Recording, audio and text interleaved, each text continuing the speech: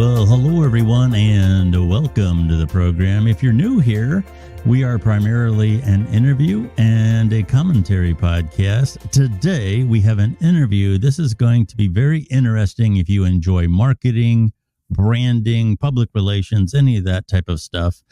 On the studio line, I have Anna Matson. Anna, how are you? I am so good. And we're going to talk about politics, of course. Oh, well, yeah, we got to sneak that in there. I did get your last name correct, right? Matson? Yeah. Okay, very good. It seemed like it was obvious, but you never know. Yeah. A few times I say Smith and they say, no, it's Smythe, so. Well, and even Anna, ever since Frozen came out, people always question if it's Anna or Anna, but it is Anna. Okay. Anna is very interesting. Anna is a social media personality, and we'll talk about later where you can find her on social media. But obviously we mentioned the marketing and the branding and the politics. That's kind of your wheelhouse. Anna, tell us a little bit about what you do and why you're so passionate about it. So I kind of went through a quarter life crisis. A quarter life crisis? Yes, it's the new thing because a lot of people my age were told, go to college, you're going to get a big paying job and you're going to be well off. Yeah. And so I did the thing. I went to college and I've always been top of my class. And so I got my bachelor's in marketing and then came out in 2019 is when I graduated from that. And so I had a year before the pandemic where I applied to like every marketing job you could find and nothing came up. Didn't get any job opportunities. So I ended up starting my own business completely by accident. It's basically like I tripped and fell, and I ended up becoming a photographer out of all things. It was nothing like I planned to do with my life. I always wanted to be a corporate ladder girly, and that just didn't happen. And so I had a really bad experience with my wedding photographer, and I'm just that person where I just want to fix things all the time. Every time I look at a situation, I'm like, how can I fix it? I found out that's a personality trait of mine. So it's great. So I became a photographer. I've been doing it for 4 years now, but, pandemic happened but I still wanted to be in marketing, and specifically market research is my bread and butter. Okay. It's what I love. And so I went and got my master's degree because I'm like, okay, the bachelor's isn't enough. And I graduated with a 4.0 with my master's, and still not enough, but that's okay. So I kind of learned that it's good working for myself anyway, can be on my own time and do exactly what I want. And honestly, I don't recommend college for everybody, but it was good in the sense that when you get a business degree, you get a very well-rounded education. So you learn about accounting, logistics, all the things that make a successful business. So it was good to learn the background knowledge on how to run a business. But marketing's always come easy to me. So that leads me kind of to here. I've always been a little bit interested in politics, but when I moved to my current town, I started getting very involved in local politics and saw how corrupt even at the local level. And a lot of people don't think about that. So I got very involved with that, and I just started watching a whole bunch of like congressional meetings at the federal level and everything. And so as a venting platform, I got an X account back in November, and I didn't even put my last name on the account because I didn't want people to know it was me. And I just started saying what's on my mind about politics and about other things. And people just really liked what I had to say for some reason. So the account like blew up. And so I made a coordinating TikTok, and on my birthday in April, I stamped my last name on it. I owned it. My name is my brand now. So that's kind of what I'm doing now. I never thought I'd be like a little content creator, but I'm essentially that, or a journalist, whatever have you. Well, I think you're all those things. For those of you who haven't followed Anna, the observations she makes are very astute. I have a background in marketing. I don't have the credentials that you do. I don't have a master's in marketing.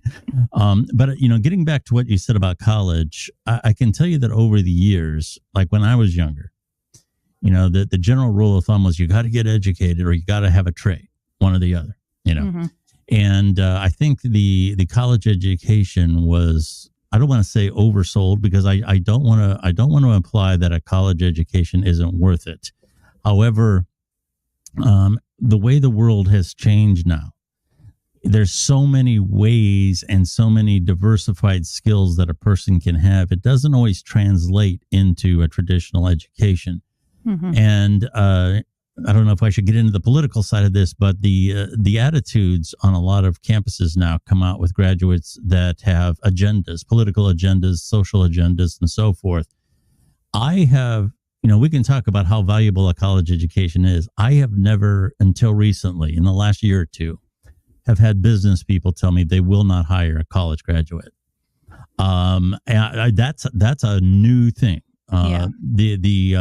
The general feeling is that all the new people want to do is social media. They have an agenda. They want to change the culture of the company, everything but do the job and take care of the customer. Mm-hmm. So that's a new phenomenon. Have you experienced that at all? I mean, is that something you're about in that generation? You're, very young at this point. You're in a group that a lot of times has a social agenda.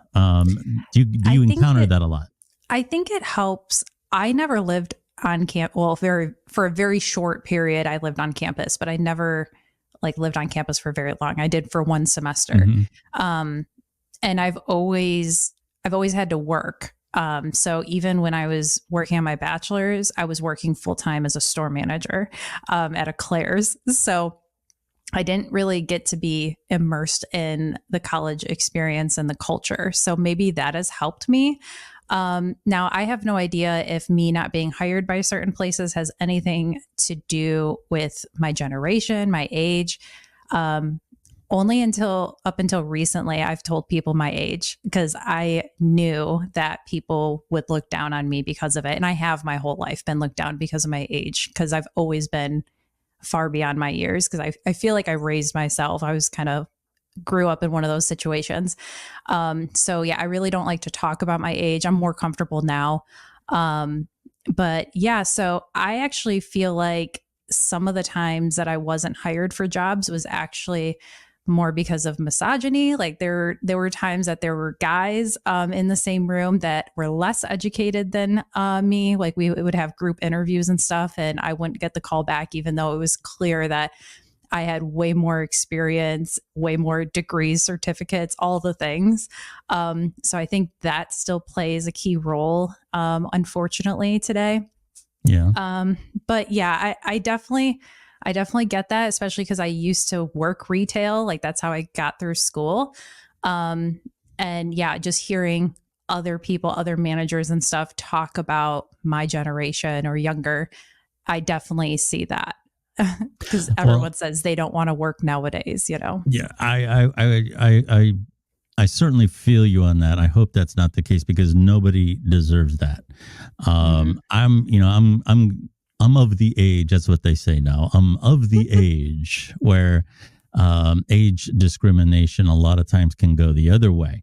Yeah. And I don't know that I've experienced it. I think in the tech fields and so forth, I don't think you feel it as much because there's such a need. But, I've had friends, I go to these local marketing groups, and I don't know how to gauge this, because there's a lot of times I'll have somebody my age or older tell me I didn't get the job, I think, because I'm too old. But on the other hand, I had an experience here recently where somebody that I've known for a very long time, I was never buddies with this person, but I've known this person, encountered them many times over the past 30 years. And I had this person tell me that they sent a nasty email to the place that they interviewed with saying, "Hey, I'm just going to be honest. You didn't give me the job because I'm this age." I said, oh, you didn't do that, did you? He goes, yeah, well, why not? What difference does it make? I'm not going to get the job anyway. And, the fact of the matter is, Anna, like I said, I've known this person. When this person was 25 years old, they were a pain in the ass. I wouldn't have hired them then either. Okay. So, I think no matter what group you're with, it's kind of hard to gauge. Is it because of that, or is it because of the fact that you are female or what have you? And unfortunately, those elements do exist, and it's kind of hard to gauge when you're the target of that. You and I kind of got to talking because we were involved in a space. And if you don't know what that is, a space is something that happens on the platform that's called X. Previously, it was called Twitter. And just to keep this short, they're basically audio forums. You have a host, maybe you have a co-host. There's a number of speakers, and a lot of people can come in and listen to these audio forums. And we got to talking about branding in regard to politics. And I wasn't very well understood in that group, and I had some people coming at me, and we don't need to revisit that. That's fine. It's not the first time in my life that's happened. But even in common speak, when I go to these same networking groups, I'll talk to people, and they really don't have a good sense of what marketing and branding is. I think in the same phrase, people say sales and marketing, so they kind of think it's like advertise. It's all advertising, but it's not. So someone like yourself, you have the credentials, and you have some real world experience. What would you tell people about when somebody says branding? What is that? How would you talk about branding? What is it? Well, marketing is the top of the food chain, and under marketing are like 10,000 other things. So there's PR, there's branding, there's market research, which is my favorite thing. But I kind of like it all. There's sales. There's a whole bunch of different things under the marketing umbrella. So yeah, which a lot of marketing people complain about this because they'll look for jobs and type in marketing, and it's like outside sales. And it's like, no, that's not what I want to do. Right.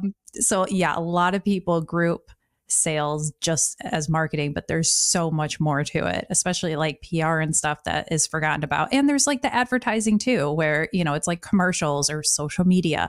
It's so much, and it's really all to tell the brand story. And yes, it's to sell something. It doesn't always have to be a physical product either. And that's why I say we need to start looking at politics as marketing, because they're not trying to sell you a product. They're trying to sell you to get to vote, like they want your vote. So, so that's kind of my summary. Just marketing is a big umbrella of a lot of things that happen in business. A lot of people like to think about marketing as the department that doesn't make money. They like to spend money, and then maybe like the logistics and stuff on the side makes the money and all that. But yeah, that's like the old axiom: business owners don't believe in advertising until the business goes out of business, and then they advertise it for sale. Yeah. Branding to me is an identity. Okay. It's not just a manufacturer. For example, Ford is a manufacturer, but Ford is also an identity. Ford is, something that speaks about the legacy of American manufacturing. It speaks of innovation with manufacturing, with Henry Ford and the assembly line and so forth. It speaks a long history with America. So when people hear Ford, it encompasses a lot of different components. And I, in my experience, I've run across people that have had a damaged brand through no fault of their own. Okay. Something happened where somebody was injured, or there was a recall or something that may have had nothing to do with what they did. And the first thing that they want to do when they go to rebrand themselves is they want to litigate that. They want to go out into the public and litigate that. And it simply does not work. It's not fair. I totally agree. It's not fair.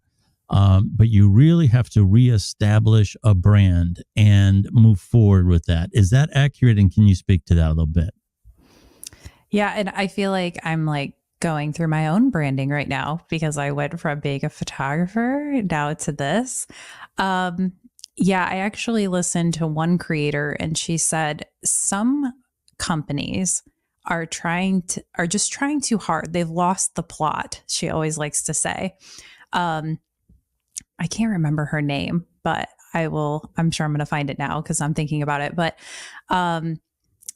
some of these companies try to get too nitty gritty about current events and everything, and they lose their timeless appeal. I mean, what's the most recent thing? I think Tractor Supply was a big one, and they wanted to do DEI, and they got a bunch of backlash over that.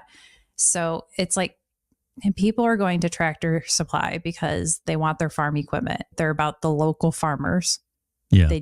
They don't care about political agendas. They just don't. So some brands are just tapping too hard into certain trending topics. And it's like, if you want to be a brand that lasts forever, you don't need to jump on every trend. Yeah. So is that kind of where you're getting at with that? Yeah.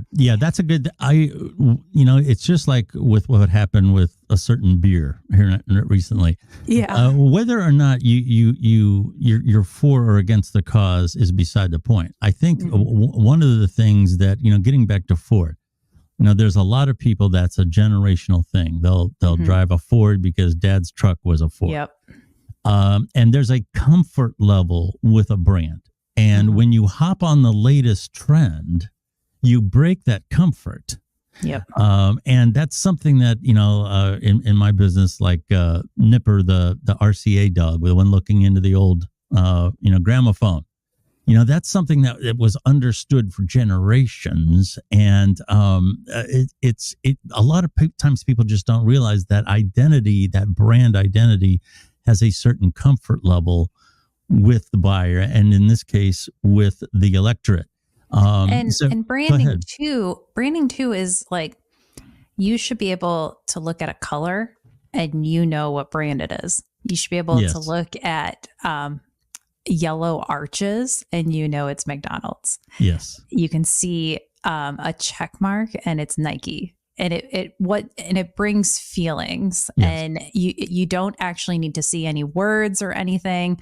Sometimes it's even just a color that reminds you of something, like the yellow Dollar General. I don't know, like if you live in a small town, that usually comes up to people. But that's branding, just it gets you in your feels. And I love how you describe it all the time. It's like, what's the feeling? What's the color? And that's all branding. And so that's why successful companies that are good at branding, their website is going to have like the same colors as their social media and their packaging and all of that. That's all going to be cohesive together, that that when you get home, that bag is from that store. Like it's all part of branding. Yes. And you mentioned Nike. That's a good one.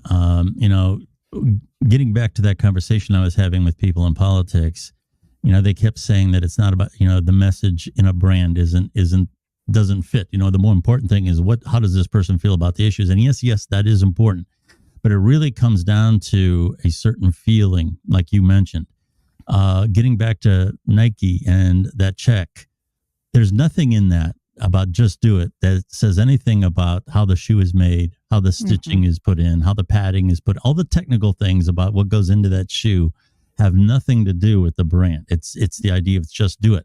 And that's cultivated over time. All the advertising, people running up and down steps, getting the abs and all these other things. It's, it's all about working out and just doing something, being good at something. Mm-hmm. And it's that brand that you may not get with New Balance or Converse or whatever.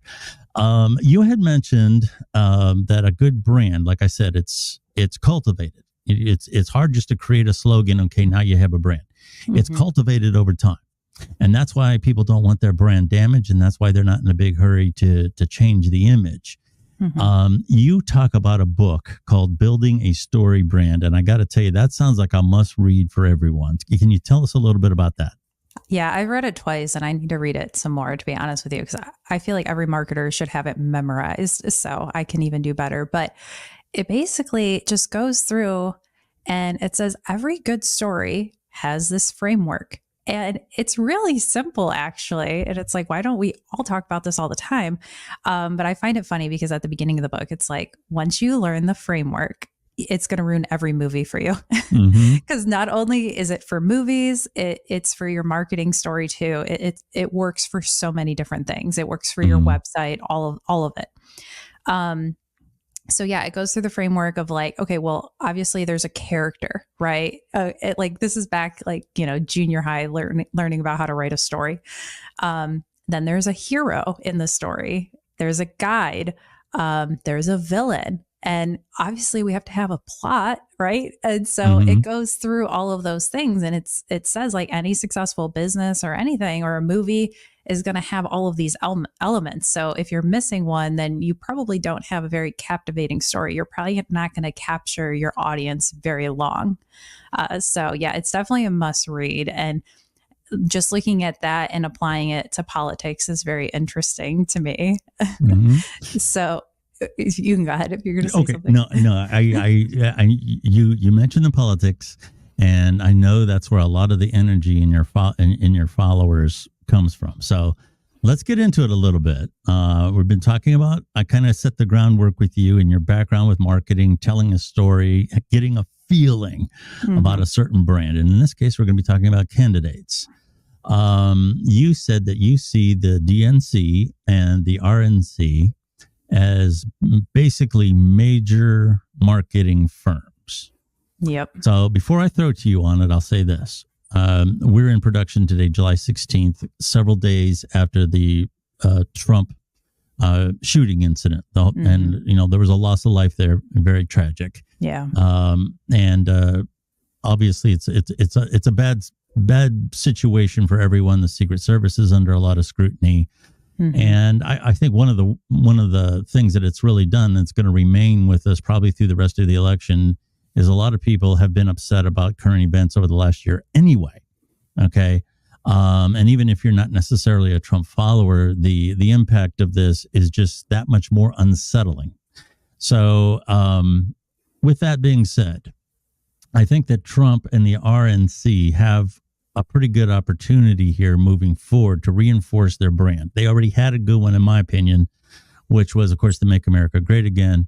When you think Trump, you think colors, you think red, white, and blue, love America, that whole thing. He kind of, I don't know if it was intentional or not, but he borrowed a lot of those tenets from Ronald Reagan. Ronald Reagan, back in the 1980s, you had movies like Top Gun and all these other things. People loved him. They loved America. Okay, so he's kind of borrowing from that script.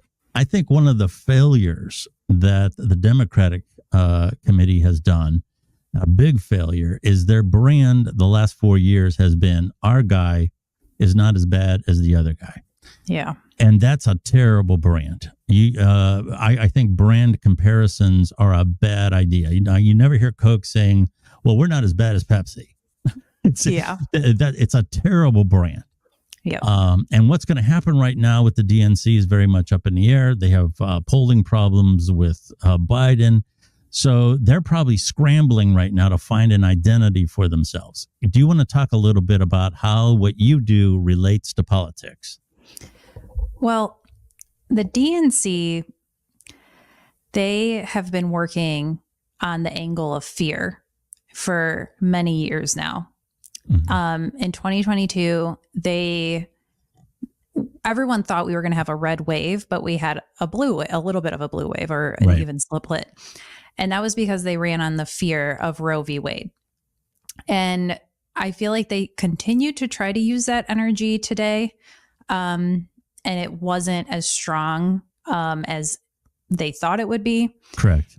And so now they moved on to Project 2025. And that's their new scare tactic. So it's like, you have to vote for Biden or this scary thing is going to happen. Which that marketing can sometimes work. That's how insurance sells. They literally sell insurance off fear. Right. Sure. Yeah. So, but look what it's led us to. It has led to such a divided country. And I firmly believe that underneath all the politics, most of us actually want the same thing. We all want a clean planet, clean water, food, we all want to feel safe. We all want the same things. But just this rhetoric that the DNC has used so long, it's just really turning people against each other. And trust me, there's Republicans that do the same thing. And it's interesting because I actually feel like Trump kind of made his own political party. I really don't associate him with the RNC. I think MAGA is his thing. I actually think Republicans are pretty terrible at marketing. They've let a lot of things go that sometimes I feel like I need to defend them. And I'm like, they need to get their stuff together. I don't need to defend them. But like one of them was the birth control bill. They just did a dishwasher bill, and it's just everyone's like, what are you doing? And even the Project 2025, they've let that get out of control. But if they just came out and said, hey guys, this Project 2025 is just a framework. It's made by some rich Republicans. It's not associated with a candidate. It's not even associated with the RNC, really. I mean, obviously Republicans work on it together, but it's an independent thing. And it's actually been around since the 80s. Every 4 years, they update it, make a new one. And it's just a framework that they hope that the Republican president is going to carry out. And if Republicans were smart about marketing, they could really make this go away pretty fast. But they're not good at marketing. I think the Democrats are smart at marketing, but they just use that fear. And there's other ways like hope. You can give people hope instead. So now the result of their actions has accumulated so much that it led to a possible assassination of a president. Because there's just so much hate, and people literally see Trump as like a Hitler, and we need to cool things down. And so that's why I love marketing. I think it can do wonders to small businesses. Like marketing makes the American dream come alive. But it can be used in the wrong hands. It can be used to manipulate people. A lot of big firms, I'm sure the DNC actually hires psychologists to know exactly if you see this, your brain is automatically going to do that. Like they have it down to a science. And it's dangerous. There should actually be limits in place. So I hope that answered your question. I feel like I was rambling a little bit, but no, it's good. When I mentioned Clinton and Obama, when it comes to marketing, everybody always, if they have a political persuasion, they always launch into me. Well, I didn't like them. They missed the whole point of what I'm trying to say. Yeah. From a marketing standpoint, Clinton came in 1992 with, here again, hope. Don't stop thinking about tomorrow. This idea, and he was young, he was fresh, he was something new ideas, taking us forward into the next century and all this hopeful stuff. Obama, the same way, yes, we can. We are the people that we have been waiting for. These are great, great lines. And they weren't just slogans. They were something that was imprinted on every speech that he made, on every advertisement that you saw. Getting back to the colors, there were recognizable colors for these guys, and they did an excellent job. And it really was about hope. It really was. And like you said, now I would have to say the Democrats are more guilty. This idea that we're going to lose democracy if Trump gets elected is the kind of thing that puts a lot of fear into people. That idea has never been polled before. Like it just all of a sudden, if you look at the polls every single week, more and more people say that that's like the number one reason they're going to get out and vote this year is because they believe there's a threat to our democracy. And I just wish we would just tell people the truth. Like this is where we need a lot of education. Even this is an example of why both parties are guilty of this. Trump claims that he overturned Roe v. Wade. The president nominates Supreme Court justices, but who actually votes them in? The Senate. Then since Trump is out there, I'm the reason Roe v. Wade was overturned. Joe Biden now says, you heard it. Trump's the guy. He's the reason. But then no one wants to talk about the Senate that voted those justices in. No one wants to talk about how this has actually been tried a couple times in the past. And it was actually a split decision when it was first created. It's just so that both parties are using that fear, and it's not rooted in logic. But the fear sells. And so that's what they're doing with it. Yeah. And it's unfortunate, honestly. I would agree with that. Here again, like I said, I believe it's more acute on the Democratic side in terms of fear. I do think the Republicans, that their boogeyman is socialism. This is what's going to happen. Yeah. And there's other things too. Of course, they're going to be talking about the border quite heavily. And like you said, with the Democrats, it's going to be women's issues. And I want to be, both of these guys have been president before, and we're still here. So when, the day after the election this fall, your guy may not have won, but you're still going to have to go to work and put up with all the assholes that you put up with at work, and your life is going to continue on. It's just that simple. Yeah. Getting back to what's happening now in terms of branding, it's very much up in the air because of the fact that Trump is so high in the polls that the Democrats originally were talking about they got to get rid of Biden. All right. And they, one way or another, whether it be, something that's challenged at the convention or talk him into stepping down or something. Now, a lot of Democrats, the word is that they should just sacrifice the fact that he's so far behind in the polls, and they have such a limited time to cultivate a new candidate and, in essence, a new brand, that they might as well just concede the fact that Biden is probably going to lose, and they should concentrate on the Senate and the congressional races instead to make sure they don't lose too much ground there. What say you at this point? I know it could change tomorrow, but your picture of that, if you were advising the Democrats right now, what would you tell them to do?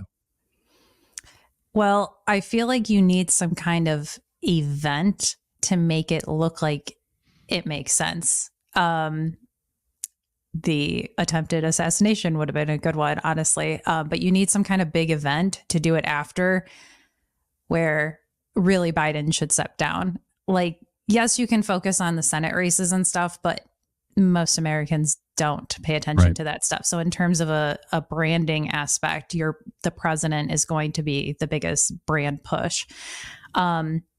So it definitely needs to look like it makes sense and not that he was forced out. Yeah.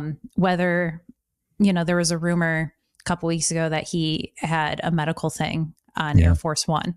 That would have been a good one if he actually, not saying it would be good if he actually did, but just some kind of event. So he's like, you know what, guys, I decided I just want to enjoy retirement, or whatever it is, or the attempted assassination. I really thought about it, and I really want to heal this country. And I've heard you guys. I listen. Maybe that's the thing. Maybe Democrats are like, you know what? Our branding is that we listen to the people, and the people have spoken that they don't want Biden. Yeah. So it really could be that. Going with Biden is not going to help their brand at all. And the more people rally behind him, we all know something's wrong. Yeah. I mean, people need to stop being fake about it. Yes. And now my Governor Whitmer, she's co-chair of his campaign, and she is full force behind him. And everyone knows something's wrong with him. And what's that doing to her brand now? Because it's very well speculated that she's going to run in 2028. So now people are like, well, you don't have very good judgment if you're saying he's fine. He's gaslighting people. There's nothing wrong with him. He's fine. He's ready for 4 more years.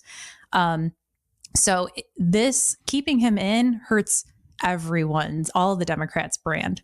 So the people that are stepping up and saying, you know what, it's time for him to step down, they're creating a strong brand because they look like independent thinkers now, where everyone else, it really just makes them look fake. So. You're absolutely right. And just to follow up on what you said, when you said about bad things being good things, I just want to caution the audience not to get that twisted. There's an old saying that came out of, I believe it was the Clinton administration, and that is, never let a crisis go to waste. And a good example of that would have been Hurricane Katrina, which happened under the Bush administration. That was perceived largely as a failure. Okay. And it was largely because there was no connection between the president and the event in people's minds in terms of that brand. Had Clinton been president then, he would have been down there knee deep in mud, crying with those people. I feel your pain. And he'd have been, and he would have played that up right to the hilt. And unfortunately, a crisis can play into your favor. And that happened with Reagan. Now, you've probably researched it. I'm old enough to remember when Reagan was shot. And he was a popular president even when he was first elected, but his popularity skyrocketed after that. He won the following election. I believe I remember the state, the United States map was all red, I think, for one state. And he, to his credit, I'll throw this at you. To his credit, he knew how to handle that well. He did not pretend to be Superman and come out there with this chest out and you didn't get me. It wasn't that. He took that good favor and parlayed it into reaching across the aisle. Like that era or not, him and Tip O'Neill got things done, which is something we can't say today. Ronald Reagan and Tip O'Neill got things done, for better or worse. They got things done. The other way the other thing I would kind of translate that into in post 9/11, the world for the most part had the United States in empathy. We could have taken that opportunity to become a leader against terrorism, to champion freedom, to become a friend of the world who wants to live without this threat. And instead, we went another direction. We squandered that good favor that we had. So these are just examples of tragedy giving you an opportunity. It's kind of like when one door closes, another one opens. Yeah. Is that a good way to put it? Oh, yeah. And it's exactly, I'm watching Trump very closely here because he has a very big opportunity here to really unite the country. And that's something Biden is not capable of doing. I was very disappointed with his press conferences over the weekend. The one he did, I believe, Saturday. It was like 5 minutes. And he's like, okay, this going forward, this is what I'm going to do. 1, 2, 3, 4. And that was his opportunity to give Robert Kennedy Jr. Secret Service, which he did ultimately now, but he could have done it then when the entire world was watching. He could have done a lot of things. He could have said, you know what, Republicans, Democrats, we're all Americans. You know, we really need to drop those names, honestly, in my opinion. Once you are elected, your constituents are your constituents, no matter what side of the aisle they are on. They're just your Americans. Okay. So I think Hakeem Jeffries posted today that, you know, I can't believe these MAGA Republicans, election deniers. And I'm like, just so you know, you have election denying MAGAs in your county and stuff. So in your district. So you probably shouldn't talk bad about your constituents. Yeah. You know, and that's how every politician should be before they're elected too, but once they're elected. So moral of the story, though, Trump has not gone off the wagon since. He hasn't done an all caps post or anything. But this is his opportunity to say, you know what, maybe I'm going to put a Democrat in my cabinet. You know, there's rumors that he's going to put a libertarian. So, I mean, that's a rumor, but, you know, so this really is his chance to say, you know what, I'm not going to give into the vitriol that I almost lost my life. You know, things were definitely put into perspective for me. We keep fighting, Republicans, Democrats. And you know what? I think we can all come together and make America great again. Like that could be it for him. Yeah. So I'm definitely watching what he does next. Yes. It's going to be interesting over the next several weeks for sure. Like you said, he has a golden opportunity here because he's got a lot of people that might have been on the fence about him giving him a second look now. And you want to win those people while they're giving you a chance. And the first thing out of your mouth is some crazy thing. They're going to go right back to, oh, it's the same old Trump. And you're right back to where you were. I'll touch on one more thing before I let you go. This is kind of a new phenomenon for me anyway, for people of a certain age. But, getting back to Ronald Reagan and Tip O'Neill. And quite frankly, even Bill Clinton and Newt Gingrich, they got things done. They did. They managed to put their differences aside and work together. And, about all those guys, one leaned right, one leaned left. But at the end of the day, they both agreed that the sky is up and it's blue. The ground is beneath our feet. Gravity pulls you down. They all agreed in a common reality. And now people, and I'm going to say it's become really acute over the last 5 years, especially during COVID. People are not only entitled to their own opinion now, but they feel entitled to their own reality. And it's almost unsettling. It's almost scary, I guess. There are some people that are so entrenched in a given reality and the conspiracy theories now, which are just off the charts. I was never a conspiracy guy to start with, but it's really bad now. From a marketing standpoint, if you're doing public relations and all these other kind of things, if you're a communications director for a candidate, unfortunately, people who believe in these false realities vote, so you can't ignore them.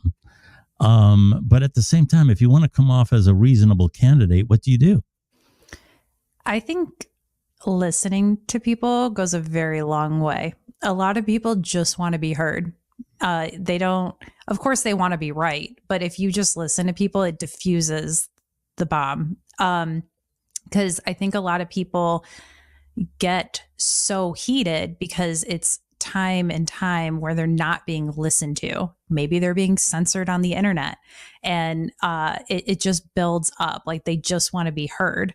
And no one's taking people seriously, especially young people are just dismissed as they don't know what they're talking about. This 20-something-year-old is what we hear a lot of. Yeah.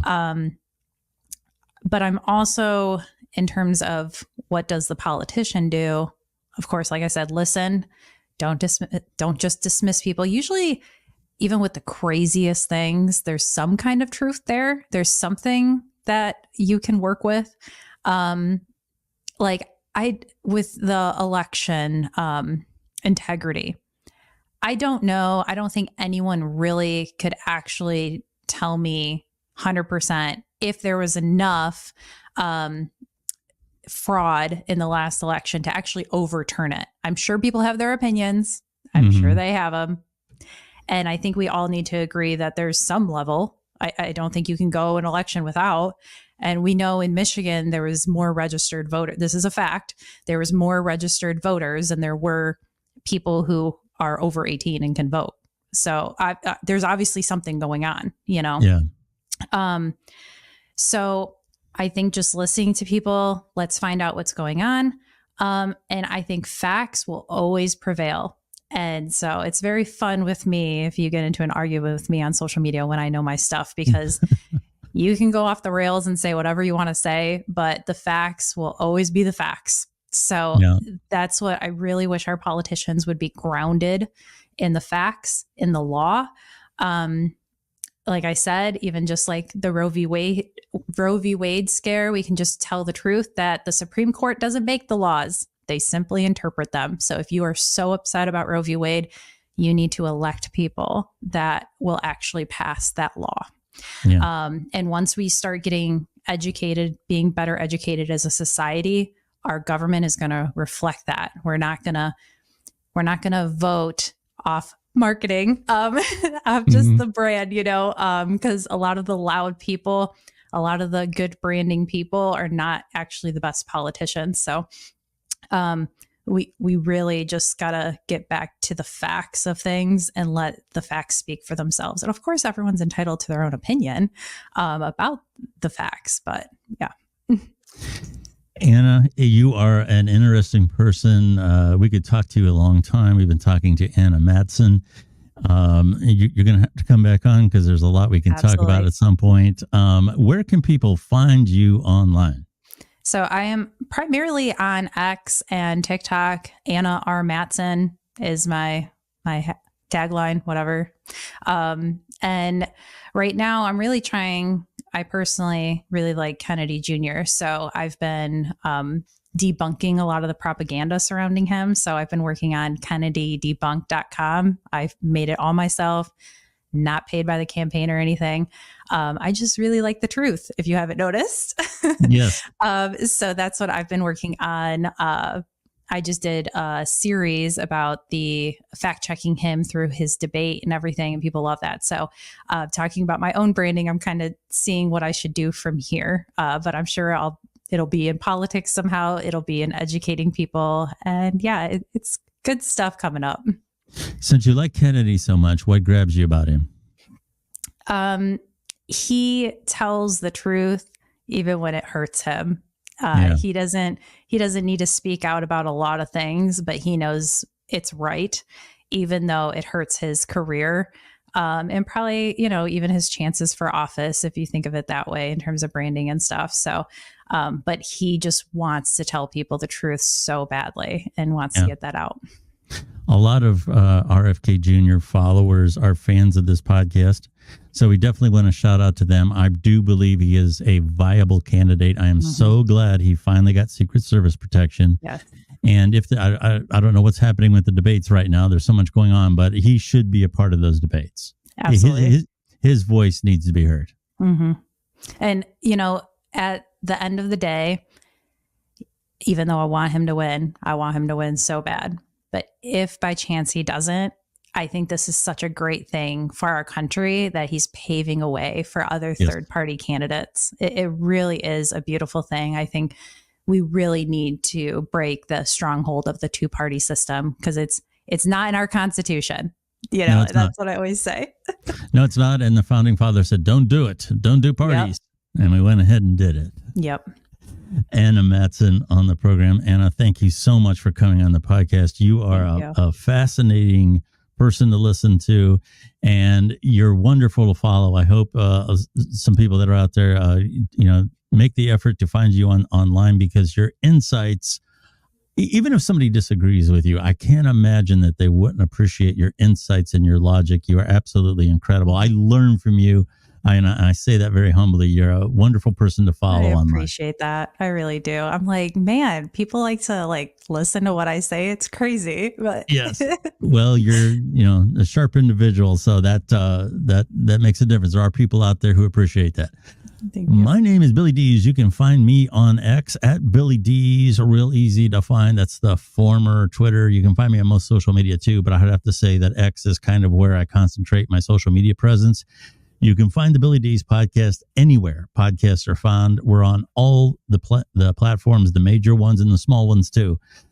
This podcast has been around in its current form almost 10 years.